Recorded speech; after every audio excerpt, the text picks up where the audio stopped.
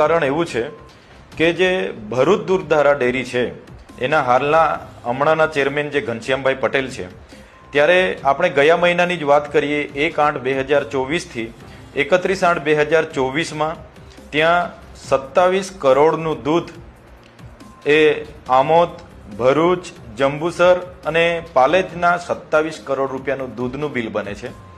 જ્યારે એટલું દૂધ ત્યાં પશુપાલકો પણ નથી, એટલી દૂધ એકઠું કરવાની વ્યવસ્થા પણ નથી, છતાંય 27 કરોડના બિલો બને છે. અને બિલોમાંથી પણ આરટીજીએસ તો માત્ર બતાવવા પૂરતી થોડી રકમ આરટીજીએસથી જમા થાય છે. મોટા ભાગના પૈસા એમના લાગતા વળગતાના એકાઉન્ટમાં બારોબાર ટ્રાન્સફર કરીને ઉપાડી લેવામાં આવે છે.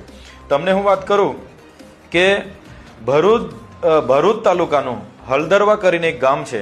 થોડા દિવસ પહેલા મારી પાસે ત્યાંથી રજૂઆત આવી. તે ગામના લોકોએ કીધું કે